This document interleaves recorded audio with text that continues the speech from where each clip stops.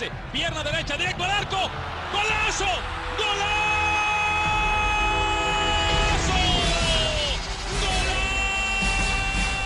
The world of football with a soccer perspective. This is Soccer Today with Duane, Rollins and Kevin Laramee, live on the Sports Podcasting Network. Good day, good night, and welcome to Soccer Today for Monday, October 15th, 2018. I'm Kevin Laramee. Duane Rollins is on assignment today. Welcome to the show. Hope you liked the weekend. The international break is not quite over yet. Still a few days to go. And a couple of big games coming for both Canada and the United States. Canada, especially on the women's side, versus the United States in the final of the CONCACAF Women's Championship. We'll talk about this in a few minutes. Wednesday night as well. Actually, Tuesday, October 16th. So tomorrow, Canada at home at BMO Field versus Dominica for their second Nations League game. But we're going to start the show today with the news that came about 3 days ago. The crew, the Columbus crew, might in fact stay in Columbus. And that's a good news. Hashtag saved the crew. Good job to everyone behind that movement. Here is the statement of Major League Soccer on Columbus and the crew. Major League Soccer and the Columbus Partnership have been working together for several months on a plan to keep the crew in Columbus, and we have made significant progress. Recently, the Haslam family, the owner of the Cleveland Browns, along with the Columbus-based Edwards family, have joined the effort to keep crew in Columbus. MLS, the Columbus Crew Partnership, and the investor group all agree that for the club to be successful in Columbus, it requires strong local partners, long-term corporate support, a strong season ticket base, and long-term plans for a stadium, practice facilities, and associated sites. MLS is committed to keeping crew in Columbus, and should we continue to make progress on these critical components and agree to key terms with the investor group. MLS recognizes the cooperation Precourt Sports Ventures has demonstrated throughout the process to date. MLS also remains very committed to PSV's plan to launch an MLS club in Austin and is excited for Austin to become a great addition to MLS. We will continue to work with Precourt Sports Ventures and the City of Austin on the timing around the launch of Austin FC. This is the statement of MLS again on Austin. Major League Soccer is excited to move forward in Austin with Precourt Sports Ventures and their vision for Austin FC. Regardless of any scenario in Columbus, there is a clear path forward to PSV to operate Austin FC as a Major League Soccer club. The strong support from Austin's corporate community, government officials, and passionate soccer fans is impressive. Austin is a flourishing, dynamic city that presents a great opportunity for Major League Soccer, and we look forward to finalizing plans to become the first Major League team in the capital of Texas. Now, it's not done yet. It's not official, but it's looking good for Columbus. If the support is there, which the ground support we all know is there with the Save the Crew movement, it is a movement. Now you have the Haslam family, which has a lot of money. They own, obviously, the Cleveland Browns in the National Football League, the other type of football. And the Edwards-based family, too. Together, they can probably bring to life the vision of the future of the Columbus Crew, which does include a new stadium, practice facilities, a training facility, and other sites as well. So that is very positive. Hopefully the crew does stay in Columbus, and that is a very good news. One of the original teams in Major League Soccer, the Columbus Crew, one of the teams that epitomizes for me Major League Soccer, what it was before, what it is becoming. Yes, it's stuck maybe in what we call MLS 2.0. We're now in 3.0, and maybe even stuck in 1.0. Who knows? It needs to update itself. It needs to bring the facilities up to standards, stadium, especially training facilities and surrounding sites. But if this is all achieved, and MLS would not have written a statement if it wasn't actually really close. rarely, outside of the Miami aspect, rarely does Major League Soccer comment on procedures like this in the process. Usually it's after they are completed. So it's very positive for all our friends in Columbus. Very positive for all the Crew fans everywhere. And Austin FC might still become true. It might be a little further down the line, and it might be an expansion team. You can bet a little old toonie or $2 if you're in the States. You don't have $2, but just take two $1. And you can bet money that the Crew might come in at the same time. Austin FC. It's two different entities now. It's going to be two different teams. Austin FC might come into the league at the same time as Miami, in my mind. We'll have an even number of teams. You bring two more teams, and that number stays even. You reshuffle the East and the West to make sure they're equal, and you have yourself some sort of balanced calendar. Yes, it's not technically a balanced calendar because every team doesn't play each other twice. That's a utopian world that we live in, which maybe one day will be possible, but we'll see. Still, it could be a great news for the Columbus Crew, and congratulations to everyone that took part in the Save the Crew movement, the ones that were wearing the shirts, being loud on social media, but especially being loud to their government officials in Columbus and towards Major League Soccer. You guys made your voices heard, and people are acting on it, and they're ready to maybe save the Crew. So, good job to everyone included in this conversation. The Crew of Columbus might be saved, and that is a very positive news that we heard last Friday afternoon. Speaking of positive news, if you're watching the video aspect, you see I'm wearing my Canada shirt. Canada 7, Panama 0, one of the two semifinals of the CONCACAF Women's Championship. Canada destroyed Panama, and it's funny too. It was a a game of two halves for Canada. And you're gonna say, Kevin, soccer is always a game of two halves. There's a first half, there's a second half. I know. What I mean is, it was 0-0 after the first half, and then Christine St. Clair happened. Canada decided to open the floodgates, and it finished 7-0 for Canada. Here is the box score for this game. Christine St. Clair at the 40, one goal late in the first half to be precise. Christine St. Clair at the 44th minute with her 175th goal, if I'm not mistaken. Anyways, she was 9 back before this game of Abby Wambach's international goal scoring tally record. She scored 2 in this game. She's only 7 goals back now. Christine St. Clair scored at the 44th minute and at the 49th minute. Jessie Fleming at the 47th minute scored a nice goal too. Janine Becky with a double. Janine Becky was left off the squad in 2015, and she wants to make sure this does not happen again. Janine Becky scored at the 58th minute and at the 78th minute. Rebecca Quinn at the 63rd minute, and Adriana Leon, 76th minute. Her leading 6th goal in those CONCACAF Women's Championship. Adriana Leon right now the golden boot of the CONCACAF Women's Championship. With this victory, Canada booked their tickets to France. Canada is going to play in the Women's World Cup France 2019. Their best result is a 4th place in 2003. Can they do better? That is the question.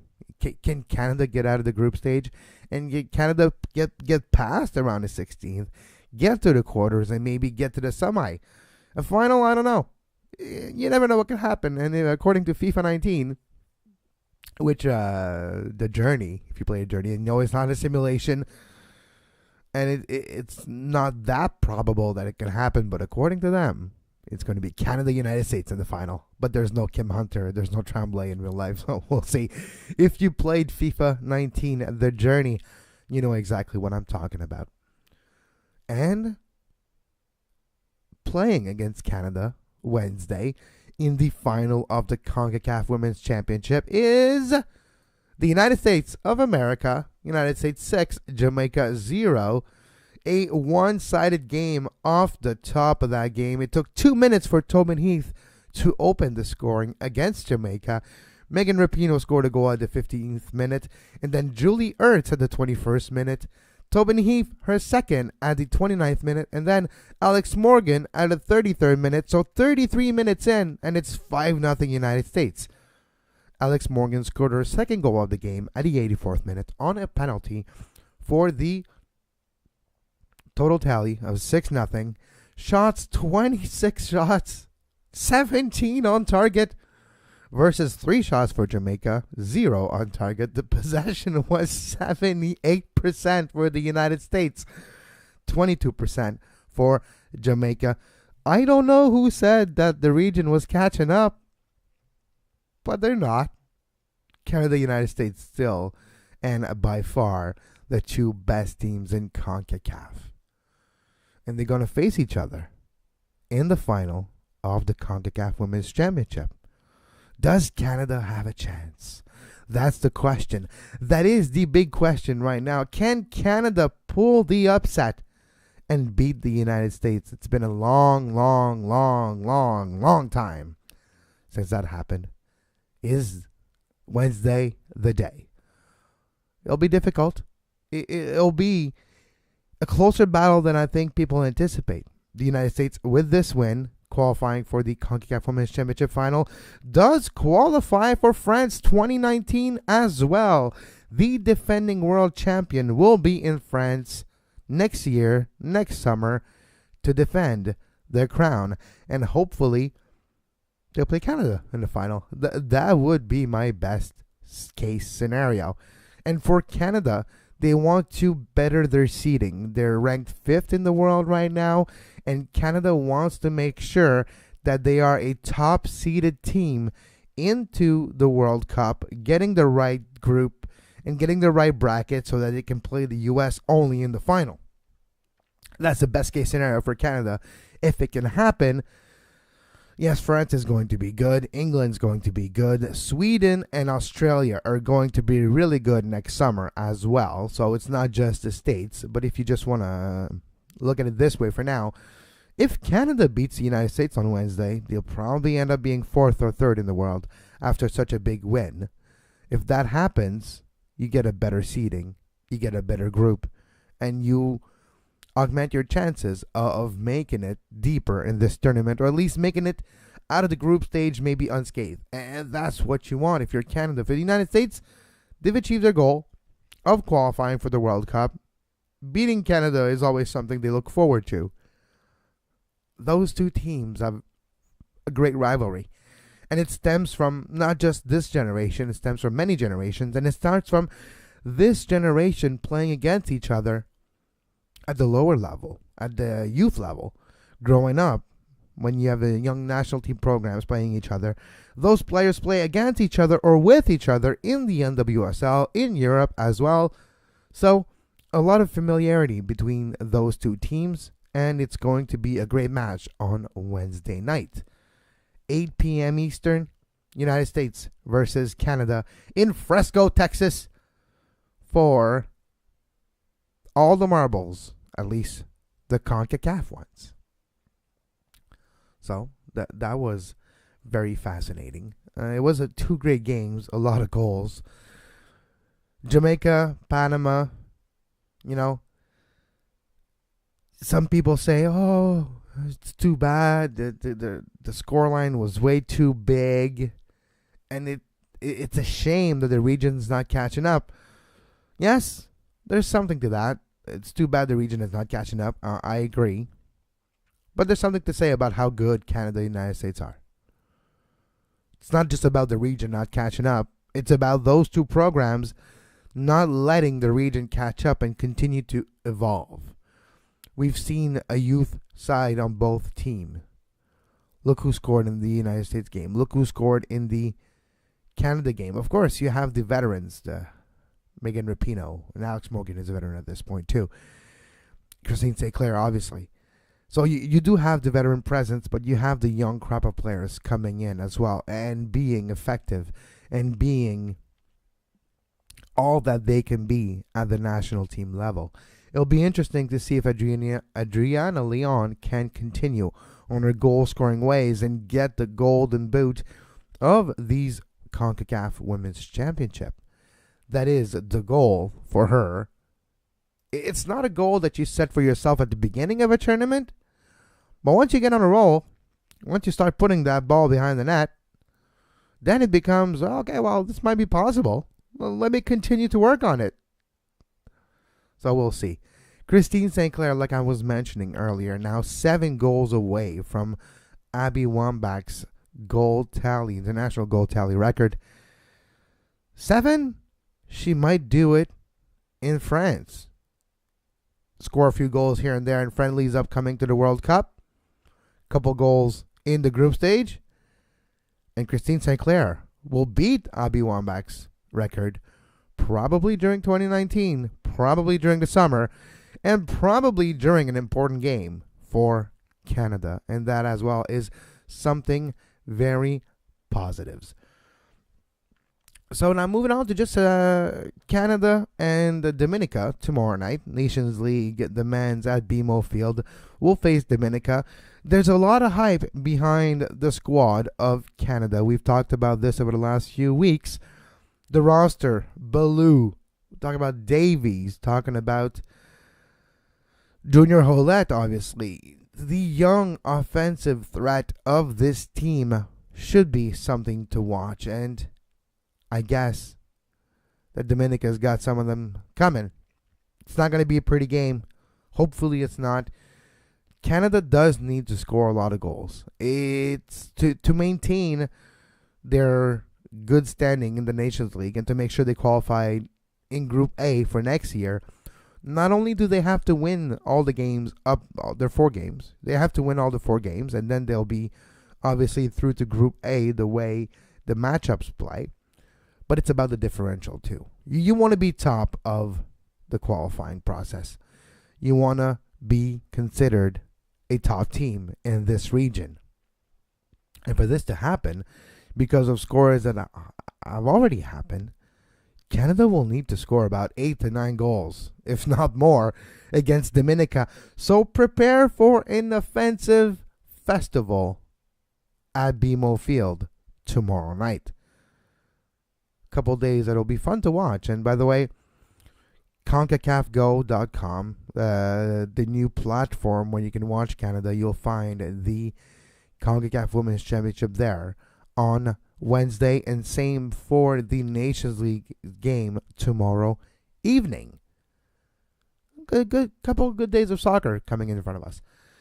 Before we continue the show and talk about the scores in Major League Soccer, because yes, it's the international break, but there's a few scores, a few games that happened this weekend, and one in particular that actually does have some ramification in the Eastern Conference standing. So let's take a look at those scores right now.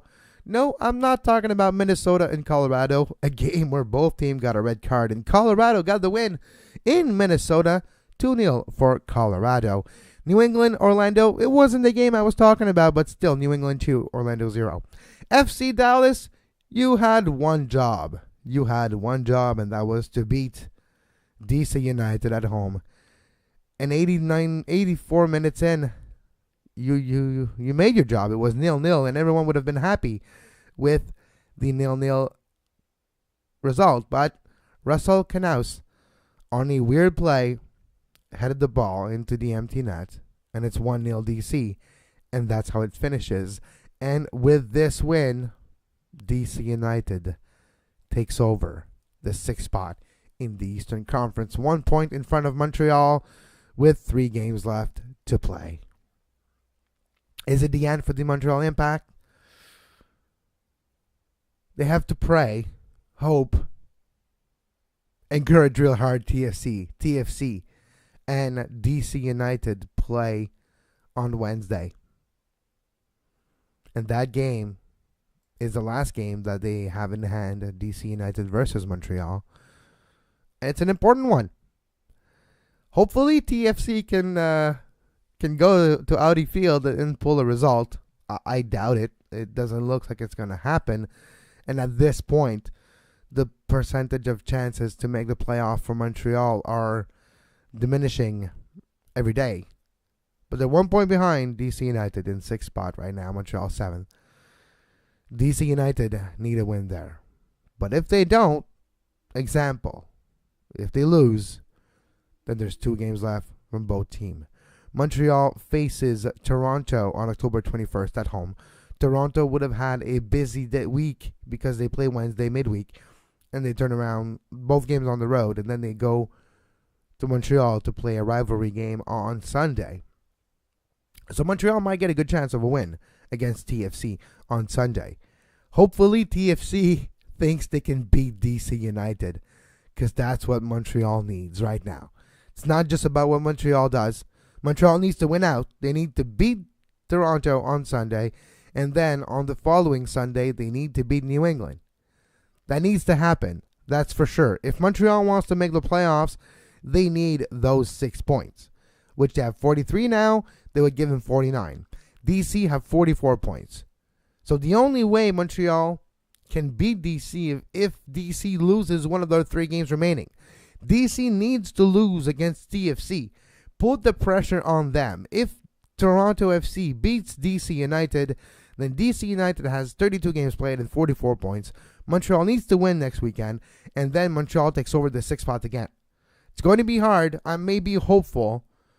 It's not 50-50. It's 80-20 in my mind. 80% of the chances for making the playoff for DC, 20 for Montreal. And no, if Montreal does not make the playoffs, it's not because of those losses, the 5-0 loss against DC at Audi Field. It's because of the points in the beginning of the season that they dropped. Well, let's be fair here. A point here and there when they were winning a game and losing in the second half, or a draw, it was 1-1 or 2-2 late in the game and they conceded. Those are the points that you would want right now. You have 2-3 more points at this point, and you're talking about having a better chance of making the playoffs. So Montreal will rue their chances of earlier this season, yes, but it's not about the past, it's about the future. Can DC lose? That's what it's all standing on.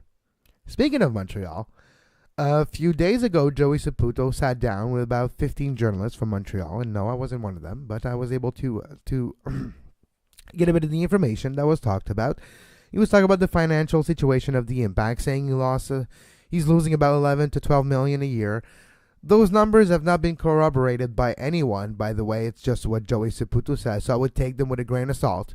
Before this conversation, we have heard through the grapevine that yes, and going to other season, the Impact lose around 5 to 6. So that 11 to 12 is a bit high for me, and I would have to know more about the ins and outs of the financial details of the team.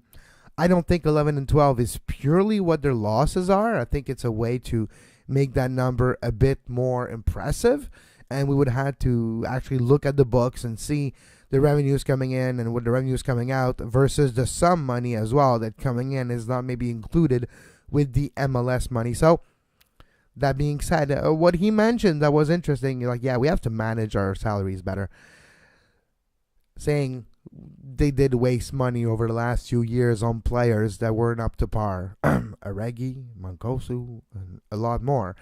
Players that were paid in the 6 figures and some of them in the very high 6 figures and not contributing to the team. There has to be accountability there as well. He mentioned a scouting partnership with Bologna FC needs to happen. They need to borrow some of these scouting, I would say, aspect of Bologna FC in North America. Now Bologna FC have about 6 scouts around the world, and one of them will be focused on North America. So hopefully that scouts can work for both Montreal and Bologna. Another thing that was impressive was Nawem Paz. Remember last offseason, there was a lot of talk about Nawem Paz, and Montreal were negotiating with him, and at the same time, Bologna FC were negotiating with him, both independently, and Joey Saputo, being the owner of both teams, was mentioning that this can't happen anymore. We need to have a better working relationship to not impede each other and to work together for the benefit of both the clubs. He mentioned as well more potential revenue sources, needs to have partners. And if you look at the naming rights of Stade Saputo and their training center Centre Nutrilait, this is just my 2 cents here, there's a big revenue potential right there. Stade Saputo, Joey Saputo, Saputo Company, which Joey Saputo's family is the owners, and it's their company. It's a big multinational company. And Nutrilait is the dairy division of Saputo, the milk division of Saputo, and the naming rights of the training center. Those 2 names, if it was up to me, would probably find a way to change those 2, to get a corporate sponsor, to get a big naming rights, get some money off of it, and use, I don't know, call it the Stade WestJet, the Stade Air Canada, I don't know, the Stade, whatever company you like, insert here. And the Centre Nutrilait, the same thing. Get corporate sponsors, naming rights. That could be an easy way to make a bit of a few $1 million a year to make sure that those losses are not as big. That being said, he's looking for more partners and maybe co-owners in the Montreal market to help him in the day-to-day operation. And he's been thinking about removing himself as well from the day-to-day operations and truly being more of an owner of this club. So, an interesting aspect. You can find all the details of this conversation anywhere you find your Montreal Impact content. You'll find this meeting that he did have with about 15 journalists. So it's interesting aspect for the Montreal Impact. Not a profitable team. They haven't been profitable since their beginning in Major League Soccer. The marketing has been subpar over the last few years, and it all stems from what Joey Saputo wanted, which is cut the cost down. Marketing-wise, there's no full-time employee who works on Montreal Impact. There's interns, there's people trying to do the job, but there's no full-time employee dedicated to solely marketing or solely into a way to get the conversation going, to have marketing plans, to have campaigns like we've seen before. That needs to happen again. This needs to be replaced. People that left need to be replaced. And you do need to extend where you do your marketing. The island of Montreal is not enough anymore. You need to go to the South Shore, the North Shore, Northern here, all the way to Joliette, all the way to Quebec City. People will travel to watch a soccer game. Make sure you reach them. Make sure you reach them before another team does. CanPL soon, who knows? Montreal Impact still has the opportunity to get fans outside of the island of Montreal and make those fans members and make those members come back and make the Stade Saputo a better place. And he was talking about too that there was a project about $50 million of improvement for the stadium. No, it wasn't to augment the seating capacity. It was to better the options, better the offer of the infrastructure, the amenities of the stadium, from restaurants to bathrooms to plumbing to a lot of things they wanted to improve the Stade Saputo with. And this might still happen in the future, but it has been shelved for now. So all those are all interesting aspects of Joey Saputo's ownership of the Montreal Impact. No, the Montreal, in my mind, are not going to shut down anytime soon. But at least it's a realization that things cannot continue the way they are right now, and they need to find a way to profitability. Is naming rights a good way for that? Is finding new corporate sponsors, making sure that your footprint grows outside of Montreal so that those partnership of corporate sponsors have a bigger reach. Those are all potential good moves that the Impact marketing team that needs to be built again can do. So we'll keep an eye on this in the future. Hopefully you liked the show today. You can follow me on social media at Kev Laramee. Follow this show at Soccer Today SPN. Duane should be back tomorrow. I'll be back tomorrow for another edition of Soccer Today, the world of football with a soccer perspective. And until next time, as always, I'm Kevin Laramee, and have a great soccer. You can find the podcast version of all the shows we do on iTunes, Apple Podcast, Google Play Store, TuneIn Radio, iHeartRadio, and anywhere you get your podcast.